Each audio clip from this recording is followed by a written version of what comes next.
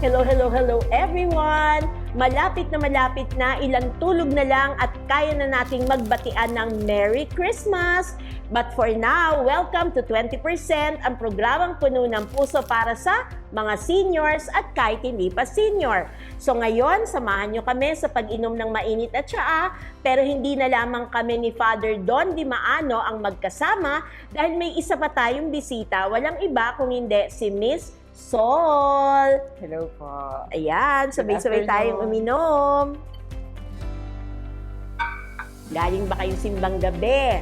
Kaya nga eh, tamang-tama ito. Let us praise the Lord. And He will tell. So Father, alam kong pagod na pagod ka na. Oo nga, Oo, kamimisa ko lang kaninang 4:30. Kaya nga, so mga sunod-sunod pa yan, medyo nasa kalagitnaan na tayo. Miss Sol, nakakapagsimbang gabi ka ba sa buhay mo? Naging tradition mo ba yan? Yes po. Although hindi naman po consistent, pero na-try ko na po ng mga 2 beses na nagsisimbang ko. Wow, talaga naman. Paano ang lolos and lolas natin? Dahil maraming puto bongbong at maraming bibingka. Bawal mahamugan. Makasipunin. So lahat ng scarf, suot-suot nila. Pero Father, maganda itong aking nabasa at gusto ko i-share. The work of Christmas begins. Ang sabi, when the carols have been stilled, when the star-topped tree is taken down, when family and friends are gone home, when we are back to our schedules, the work of Christmas begins. To welcome the refugee, to heal a broken planet, to feed the hungry, to build bridges of trust, not walls of fear, to share our gifts, to seek justice and peace for all people, to bring Christ's light to the world. So, nasa kalagitnaan pa lang tayo, December 22, konting tulog na lang at Merry Christmas na. Pero Father at Sol, alam niyo naman, the Filipino way, pagod na tayo lahat pagdating ng December 25. Tama ba? So, hapon pa lang gusto magsipagligpit na ang lahat. So, Father, magkaiba tayo ng buhay. Si Sol, dalagang tao, ikaw naman ay pare, ako naman ay de pamilyang tao. Pagka ba ganitong panahon, nasa height di ba? May intensity tinatawag. Kumusta ang buhay sa inyong parokya at sa iyo, Father Don? So, yun po, may mga simbang gabi, may misa de Gallo din po. Tapos, syempre, hindi po mawawala yung mga gift giving, lalo po doon sa mga nangangailangan. Pero, ang hindi po dapat mawawala yung in-between, o pwede nating sabihin sa lahat ng ginagawa natin, dapat nasa context ng pananalangin natin ito. So, hindi tayo dapat nagpapadala dun sa business, kaya mahalaga yung nagpiprepare eh. Tayo din kuminsan yung nagpapaaligaga sa sarili natin kasi hindi tayo naghanda. Pero, bilang pari, dapat dinadala ko po yung community namin sa praying community. Kasi kuminsan yung Pasko nagiging event, yung simbang gabi nagiging event, hindi misa. Tama. So, kapag project-based yung tingin natin doon at hindi journey, spiritual journey, baka malihis yung gustong ipagawa sa atin ng Diyos. So parang yung full schedule minsan nagiging hadlang para mas maranasan talaga natin. Kaya nga thankful tayo na sa Catholic Church may simbang gabi. Kasi siya yung magtutuwid nung paningin mo kahit ang daming on the side. Pero dahil may nobinaryo ka na sinusundan, ramdam mo na okay, yun ang climax, yun ang taluktok, doon ako pupunta. So Miss Sol, kumusta naman ang buhay pagka ganitong Kapaskuhan na? Busy ka rin ba? Yung at this point in time, hindi pa naman po. Usually talaga pagka December, doon na lang talaga nagiging busy. Parang, pero kasi di ba kapag sa amin ng mga lay siguro, no, yung mas, ano kami, di ba, mas, yung ang hindi lang namin is yung mga gift giving lang, yung pagpe-prepare ng gift. So, doon nagiging busy o kaya yung pagpe-prepare ng yun nga po yung na-mention mo, Father, doon na may event, no, na magkakaroon ng celebration, ganyan. So, yun yung nagiging focus, no. Pero, natutuwa po ako, may mga, yung, di ba, siyempre, previous naman din po, yung, I mean, dun sa mga sinasabi nila, Father, pagka sa mga misa na, lalo na pag dumating na yung Advent, na dun talaga na hindi dapat na masyadong focused on the gift giving or on the yung mga Externals. yung mga Christmas party, di ba, no? Dami-dami Christmas party. Socials. Tapos, opo, mga reunions, yun. Na hindi masyadong maging focus doon, na mag-focus din, magbigay din talaga ng time to prepare our hearts na, yung, at saka yung damahin, yung sinasabi na, di ba, no, Jesus, na yung halina, Jesus halina, di ba, no, na hindi ako matatakot na dumating siya, na dapat, mas yung ino-open ko pa yung heart ko or mas nilolong ko na dumating na si Jesus. Pwede pong magtanong naman ako sa kanya. Opo. Kasi kapag December, yung mga accountant, dyan po talagang pukpukan kasi gagawa ng report mga year-end eh. So, paano nyo nababalance yung ganong, na you keep the spirit of Christmas, but at the same time, Magsasara ng libro magsasara ng libro. Paano nyo po ba nagagawa yan? Sa totoong buhay, Yung sa totoo, syempre. sa totoong buhay, yung pagiging busy is actually after December. So mga, January, February, March, ganyan. So not necessarily December. Although busy rin syempre sa December in preparation for the year-end. Pero yun, hindi naman siya kasing busy ng mga March. Mas busy pa sa Holy Week. Okay. Pag-accountant. Kasi yun yung magpa-file. submission po. Opo, Oo. submission na po yun, mga April. So mga lolos and lolas, nakita nyo, very casual silang dalawa. Kasi yun ho ang dahilan na pinilit natin sila na dumalo ngayon sa ating afternoon teacup. Bakit? Kasi kung ang Pasko ay isang mahabang paglalakbay, nagpapasalamat kami kay Father Don, ang haba na nilakbay niya talaga. Mula unang linggo ng Adviento. December 1 pa ako December nandito. 1 pa nandito na si Ngayon, December Father. 22 na. So, Paskong-Pasko na, di ba? Pero ngayon, may added ingredient na. Present si Miss Sol. Kasi, long-time friends sila. Parang magkasama sila sa financial institution a long time ago. Kaya kung ito'y isang mahabang paghahanda, paglalakbay para sa Pasko, si Father Don, naging mahaba rin naman yung paglalakbay, yung faith journey ninyo together. At some point, nagkaroon tayo ng crossroad no, doon sa journey of faith na yon. Bagamat outsider ako, pero naging bahagi din naman nung sirkulo na yon kahit sa maikling panahon. Yes, Kaya yun ho ang dahilan na meron tayong hindi lang isang accountant, kung hindi isang co-journeyer talaga. Para marinig din natin, kumusta ba ang paglalakbay. So, Sol, hindi naman agad-agad naging matured Catholic ka eh. Diba? Opo. So, dun sa kumpanya ninyo, nagsimula rin naman yung faith journey. Can you Opo. give us an idea na kahit isang financial institution, may faith journey din kayo? Apo. So, yun po, no, na hindi talaga naman din ako as in mabuting Catholic na tao. Although nagsisimba po ako every Sunday, ganyan. So, ang nangyari po is, na merong Opus Dei na group dun sa company na pagtatrabaho namin. So, kaya nakapag-establish na po sila ng daily na weekly na mass, no? Na opo. Tapos active po sila na mag-invite ng mga mga employees na maging active doon sa community po, no? So, 'yun, nag-serve po ako as lector. Tapos nakakatuwa din po 'yun kasi siya, yung close din po siya sa parokya doon sa Ermita Parish. So nag-guide din po kami nung mga nung parokya po na yon. Tapos, mini-make sure din po nung aming mga leaders dun sa community na meron din po kami formation. Kaya, yun, dun po nag-develop yung yung sa faith, no? Dun sa guidance din po nila. Tapos yun, sakto din po, dumating din po si Bishop Abilio na lalo po pong napadipin. Tapos yun, sa tulong din po ninyo, Miss Ging, tsaka si Kuya Noel na lalo po pong napadipin yung faith namin. Na hindi lang, di ba, Miss Gaines, yung hindi lang kami puro utak-utak lang na, di ba, na yung, na alam mo na ganito yung prayers or alam mo na ganito yung ibig sabihin. Pero yung naging na rin. Na-deepen talaga. Nakakatawa, Miss Gaines, kasi yung may step by step siya, hindi ka rin binigla ni Lord, di ba? Na yung para, may mga timing din talaga po no? Tapos yun, yung sakto din po yung mga timing ni Bishop, timing po ninyo na na mas naging action-oriented na siya, no? Hindi lang din talaga yung puro theory lang ba. So, Miss Sol, nung panahon na yun, sino na unang naging active sa inyo? Magkaibang department kasi kayo, di ba? Yes, So, opo. sinong nauna na na-involve dun sa community?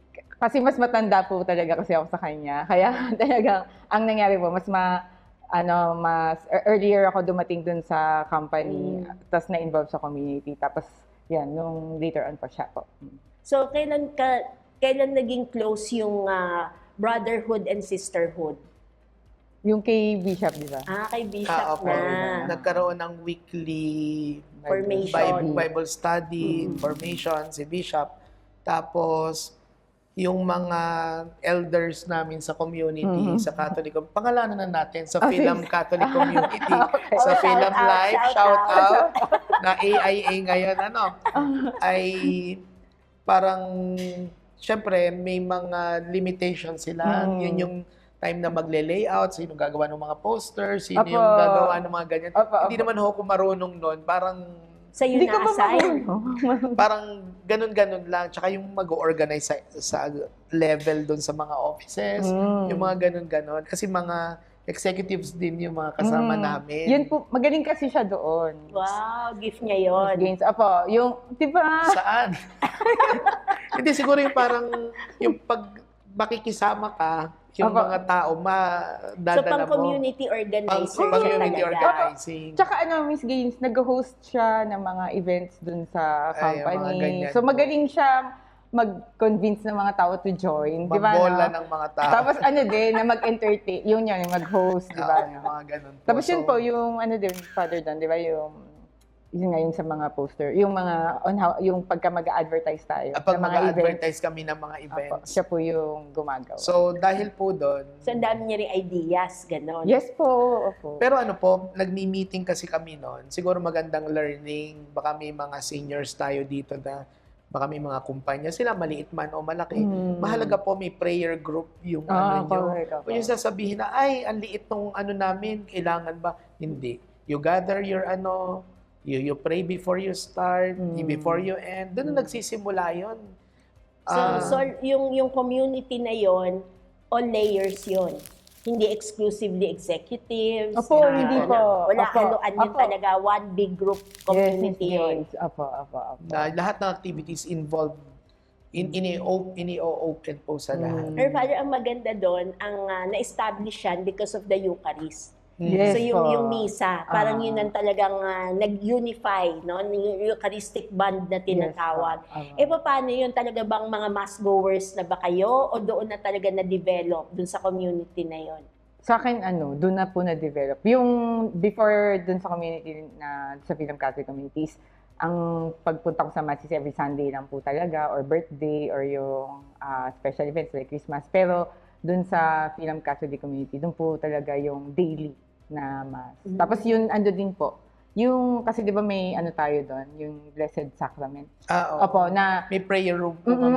na dati po, hindi ko po yun na-appreciate. Yung silence, no? Na, tas yun, dun po. Inalaw tayo ng parish na magkaroon ng Time. Blessed Sacrament po sa okay. office.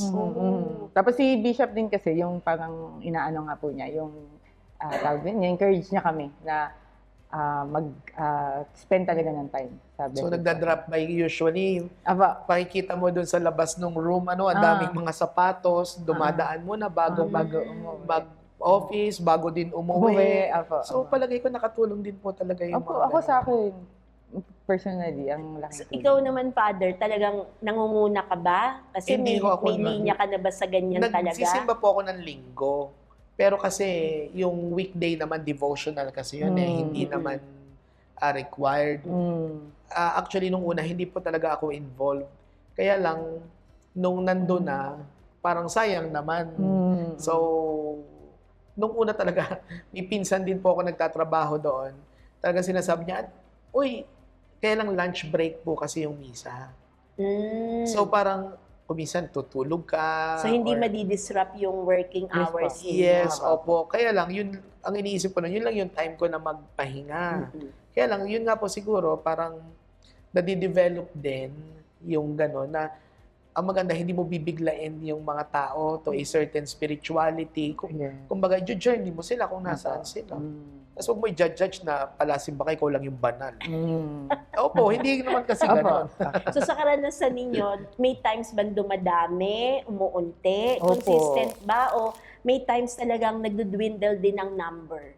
Meron po talaga na times na yung konti lang, kunwari pagka may rosary, 'di ba yung pag rosary month, ganyan, tapos kami invite for them to join. Talaga may time na konting-konti lang yung mag-join kasi hindi mo rin po masisi kasi busy sila. So, pero yun nga, no, pagka naman talagang devoted ka, you make time, di ba? Oh, Anyway. marami kapag Wednesday kasi perpetual health, pag first Friday, mga ganyan. So para rin kayong simbahan talaga. Para po talagang simbahan. Kaya dapat rin. Office-based nga lang. Opo. Office-based So ang po. nakakatuwa naman, yung employer ninyo, inalaw kayo. Yes po. Kasi di Tsaka ba, may ano support. yun it's a privilege, di ba? Apa. Hindi required, hindi Yes. obligasyon Oh, di nila na obligasyon. employer, pero kayo na-avail ninyo. Yes po. So mga ilang taon nyo yun na alagaan? Yung kayo yung, para Bago kayong pa tayo leader dumating eh. kasi, Opo. Nung dumating kami doon, Miss Gaines, established na established sila. na. okay. Na naka-daily na rin So siya. nag-flourish na lang Nag-flourish. nung dumating kayo, nagdagdag kayo ng mga activities. Opo, yun, yung may retreat, na may Bible study. May retreat, Mga may elders Bible kasi din study. namin yung mga May mga outreach, Apo. may Yun, nagsusupport correct. na ng mga communities na gano'n. Yan. So lolos and lolas, tignan niyo. Kahit na sa opisina pala, pwede pa rin maging simbahan. That is the point, di ba? Kaya yung Pasko natin, hindi lang para sa bahay natin na may Christmas tree. Anywhere you go, may Pasko talaga. Kung bitbit natin si Kristo, kung nasaan man tayo naroroon. Imagine ninyo, si Miss Sol, CPA, libro ang hawak niya, no? Accounting books ang hawak, pero may panahon na magbahagi yung stewardship not on resources alone, kung hindi nung panahon, naghahanap ka ng panahon na maging bahagi ng komunidad na yon. Tapos ang pinag-usapan mo nilang bishop ay walang iba kundi si Bishop Roderick Pabilio. Kasi lang kung sinong bishop ang maisip nila, no? So ano naman ang naging effect ni Bishop sa inyo? Ano yung naging influence niya sa inyong dalawa at sa inyong komunidad? Bali sa akin po, kasi yun nga po yung na-mention kanina, na na-deepen niya yung faith, no? Na, atas siguro mas na tumimo sa akin yung pagtulong sa mahirap, yung yung hindi dahil hindi ka affected, hindi ka concerned, yung mga ganun po na yun sa mga justice, yung 'di ba yung sa mga magsasaka dati, 'di ba yung pupunta Ay, oo, kami doon sa sumilaw. mga opo. Sumilaw. At saka yung sa ano, basta marami pong aspects. Pumupunta kami sa kung saan, kung nasaan yung farmers. Nag-talk pa nga sila na ginanap din doon sa company natin.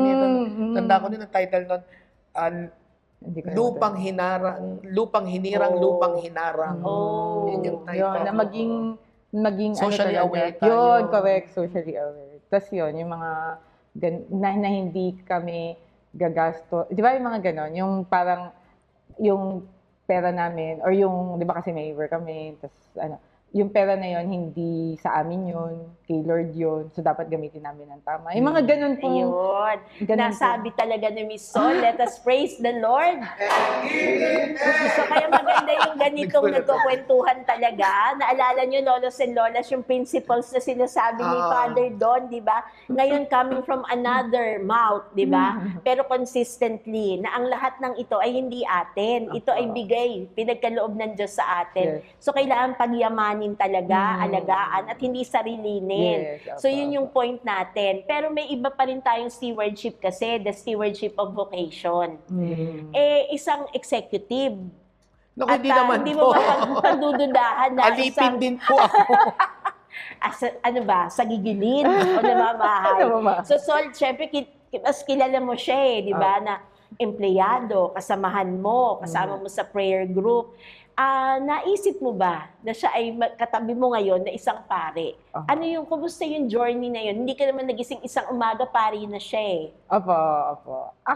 Nang nare-remember ko, di ba, Father Don, na niloloko namin siya na magpari ka, ganon. Pero siya po, deny siya ng deny, Miss Gaines. No, Hindi ko po dininay, wala naman talaga nun eh. Or I mean, siguro yung... Wala naman talaga. Hindi mo, wala talaga, no? Tapos yun po. Tapos yun, lagi lang namin siyang niloloko na try niya, ganyan. Ano lang po, puro joke lang po yun. Kasi talaga pagka nag-work po, or kahit, pag prayer, syempre, serious kami. I mean, talagang kay Lord. Pero yung work namin is talagang, light lang. Kami mag-usap. So yun, lagi po na siya niloloko. Tapos pero alam mo, Miss Gaines, brother Don, di ko lang ayaw na-share ko na before sa'yo, na nung nag-decide din po siya na maging pare, ko doon, nalungkot ako. Kasi masaya kami noon as a community. Tapos di ba, tapos maano din po kasi si Father Don, ma-joke din po siya.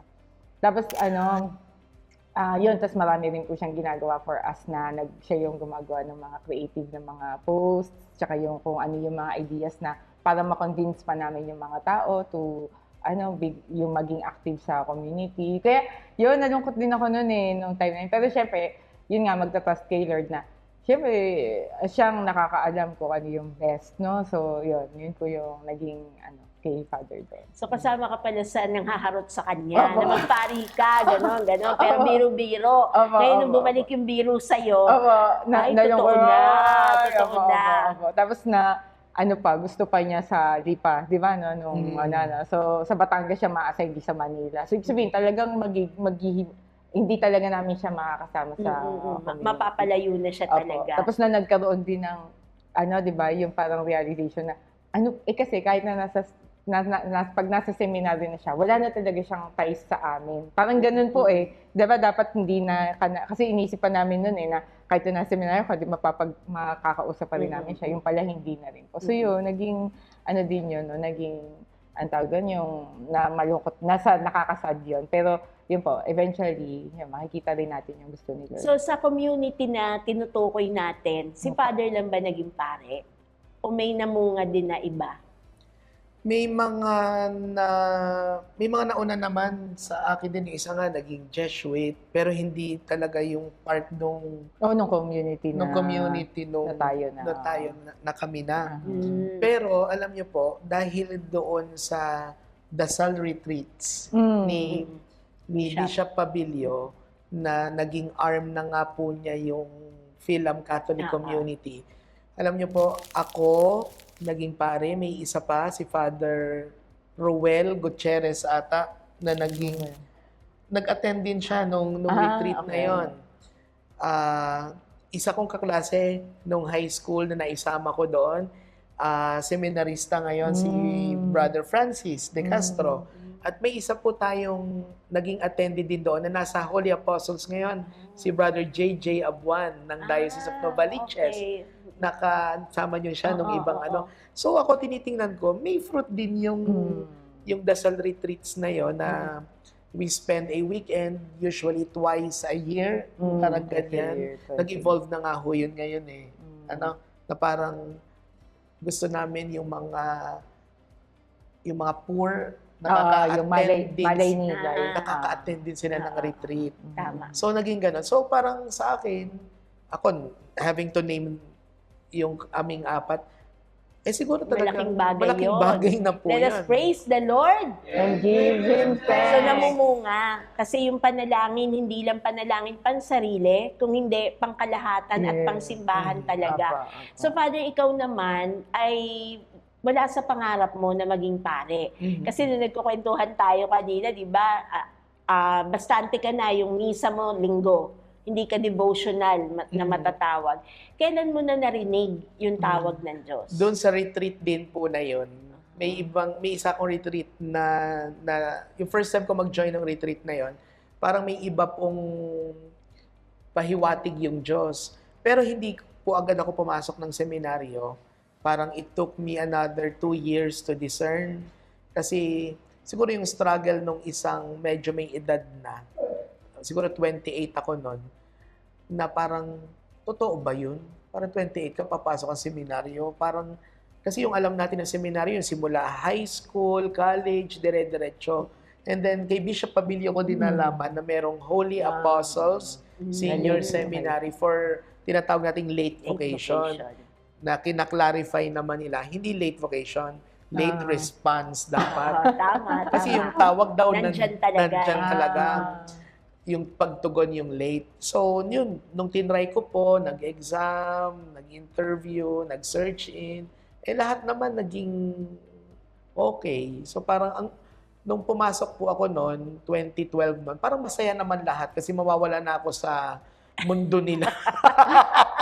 Mabawasan ng magulo. Kanina nga, sinabi na nga, kinalungkot nga nila. Oh, grabe ka naman, May Father. touch of sadness, but at the same time, triumph. Kasi Yes, po. yung joke ninyo, naging reality na talaga. So, masaya naman kayo. Yung journey, hindi din naman madali. Ilang taon ka, Father, sa Holy Apostle Senior Seminary? 6 years po 6 ang years ang formation dire-diretsong dyan. formation yan. Opo. So, on the day of the ordination, fast forward naman tayo. Ano yung pakiramdam ninyo as a community? Proud na proud po kami. Tsaka super happy kay Father doon. Kasi, syempre kahit na hindi na siya namin talaga kasama sa community, nakakapag-update po kami. Tapos nalaman din namin, sinishare po niya sa amin yung mga struggles niya, di ba, no? Yung mga nangyari before siya makarating dun sa ordination na yun. No? Kaya talagang super happy. Tapos yung makikita din po namin talaga yung hand ni God, no? Na talagang nandoon, na ginabayan talaga niya si Father doon, no? Na may mga struggles or may mga difficulty siya na na-encounter. Pero lahat yun may reason kung bakit niya na-encounter. At saka siguradong pinastrong siya, no, ni Lord, no, para maging ready talaga siya doon sa kung ano yung mo ngayon, no, Father, yung mission mo ngayon. No? So, Miss Sol and Father Don, tinitingnan natin kasi pag simbang gabi nga, simbang gabi, taon-taon ginagawa. Pero nandun lagi yung struggle eh. Di ba yung to go on, Apo. to move forward, Apo. tama na, wala naman namimilit eh, di tigilan na to. I mean, di ba, kahit na maliit itong scale na ito ng simbang gabi, lolos and lolas, pero yan kasi yung miniature ng totoong buhay natin. May pinaghahandaan. So, we should not give up easily. Yeah. At may mga, din yan along the way, may mga obstacles din along the way. Ang isa dyan, yung kung kailan malapit na, doon ka antok na antok, yun yung ayaw mo nang bumangon, na kung wala naman simbang gabi, gising na gising ka naman, ang reklamo nitong mga lolos e lolas natin, hindi nga ako nakatulog eh. Pero pag simbang gabi, mga tulog. Diba? Yun ay maliliit na struggles natin. Pero nakita natin sa buhay naman ni Father Don, mas matindi yung struggle kasi professional na no? Na-enjoy niya na yung buhay ng secular world. Tapos biglang lahat yun, drop everything. As in, literal po, drop everything. At ang hinarap na niya yung bagong buhay sa Panginoon na hindi niya alam. Kasi hindi naman niya pa naranasan yun. Wala siyang idea, pero sinuong niya talaga. So Father Don, ngayon na iba na ang buhay mo, ano yung kaibahan ng Pasko mo ngayon sa Pasko mo nung nandun ka pa sa trabaho mo? Siyempre, iba po yung parang leader ka ng community bilang pari. Parang, ang iniisip ko nga yung sinabing iba doon, iba dati, parang hindi iba in the sense na iba kasi iisa yung Pasko. Pero yung ngayon, parang ginagamit din ng Diyos yung bukasyon ko para yung involve hindi lang ako, hindi lang yung grupo namin dati sa opisina. Ngayon, yung buong community na yung tinatawag mo para may gawin tayo para sa iba, para yung Pasko, hindi lang birthday ni Jesus. Parang yung Pasko ay nangyayari na karanasan talaga para doon sa mga tao. Again, hindi nagiging project yung Pasko, kundi ongoing event na nangyayari sa parokya. Pasko kasi may scholarship yung parokya all throughout the year. Pasko kasi hindi dahil nagbibigay ka ng spaghetti na merong maraming hotdog at keso. Hindi eh. Pasko kasi buong taon, nagiging culmination na lang yung Pasko. Pasko kasi may pakialam tayo dun sa mga magsasaka. Parang ganun po na parang yung pagkapari ko ay alam kong ginagamit ng Diyos para higit na dalahin sa Kanya yung mga tao. Ngayon dati isang opisina lang yung hawak namin, ngayon isang parokya, or yung dati na yung financial stewardship na naririnig namin ay pang-finance lang. Ngayon, nagiging pang-simbahan siya. Parang kailangan mong i-realign din doon sa pagpapahalaga ng Diyos. So, paano yung Pasko dati at Pasko ngayon? Parang iisa kasi si Jesus pa rin. Pero ngayon, parang mas ini-envision ko po na mas maraming maging involved at saka yun po yung misteryong ito, the Word was made flesh, reading natin tuwing umaga ng Pasko, December 25, yun yung maisabuhay talaga. Na yung salita, hindi lang naririnig, kundi talagang sa pagdalaw mo sa mahirap, mga programa, hindi nila nare-realize na April naman, di naman Pasko. Pero yun yung Pasko. When the Word is made flesh, yun yung Pasko anumang panahon ng taon. So, timeless, seasonless, no? Hindi time-bound itong pag sinasabi natin Pasko. Lolos and lolas, masarap ang kwentuhan namin, eh, no? Parang kami-kami lang ang nandito. Pero alam ninyo, ang bilang panghuli at pangwakas ay hindi mensahe para sa inyo. Gusto ko mapakinggan ang last message, Christmas message ni Miss Sol para kay Father Don. Kasi ikaw yung nakakita ng buong journey niya, eh. Aba. Birthday ko ba? Oo, dali lang po. So, ang message ko po for Father Don is yun na mas talagang bigyan siya ni Lord ng graces na kailangan niya sa mission niya na yun, no? At sa kung ano pang yung mga susunod na mission niya na maging yung faithful talaga dun sa kung ano yung gustong ipagawa ni Lord para sa iyo. Tsaka yun na yung maging true shepherd, no, of yung people. Na tapos yung mga yung mga tao din na mas maging sila sa iyo, no, mas maging tawag doon, Father, doon yung responsive dun sa ni-request mo. Although kasi nakakatawa kasi kinukwento niya sa akin yung mga style niya, how to convince the people to To support to the church. support the church. So, yun, no? So, May marketing pa rin, strategies. Binibigyan talaga siya ni Lord ng mga creative Inspiration. ideas. Na-share niya sa akin na sabi ko, gagawin nga namin yan. So, yun. So, sana matuloy. Tapos yun, kung ano man po yung mga struggles na ibibigay ni Lord along the way, na sana ma-overcome mo yun. Tapos, pinapromise din namin sa iyo, Father Don, na lagi ka namin pinag-pray, no? Yun ang aking Christmas message. Maraming salamat. So, Father Don, hindi ikaw ang may Christmas message para sa amin. Ikaw ang naging recipient ng Christmas message. Kasi lolos and lolas, lagi pagkapasko, pagod na pagod ang mga pari natin. Pero ngayon naman, nagkaroon tayo ng pagkakataon na maipanalangin, na mabigyan ng magandang pangarap din at hope. Hindi wish kundi hope na maipagpatuloy ng mga kaparian. Otherwise, yung Pasko natin hindi kumpleto pag wala ang mga pare. Kasi hindi natin masaselebrate in sacramental form yung katawan at dugo ng ating Panginoong Jesus. Kaya ganun ho yung relevance na tayo bilang isang malaking komunidad ay magtulong-tulong. Pero hindi natin papakawalan si Sol at saka si Father Don. Lulubusin na natin, Father. Nakumpleto mo na yung Advent wreath, balikan mo kami. Kasama na ngayon si Sol sa darating na Lunes para kumpletos, recados tayo. So samahan niyo naman ako na manalangin para sa ating lolos and lolas. Ngayong ilang tulog na lang ay Pasko na. In the name of the Father, and of the Son, and of the Holy Spirit. Amen. A Christmas prayer for the elderly. May our seniors and elderly discover at Christmas that God lives with us, where we are, and most of all, who are with us. May you recall and treasure our happy times in the past. May you think of the younger people in our family with pride and hope. May you be grateful for the comfort and safety of the place where you live. May you know and feel that you are loved. Most of all, may your Christmas be as warm as the love of our Lord Jesus. Amen. In the name of the Father, the Son, of the Holy Spirit. Amen. Amen. Let us praise the Lord And give Him thanks. We'll see you again last Monday of the year. Bye-bye!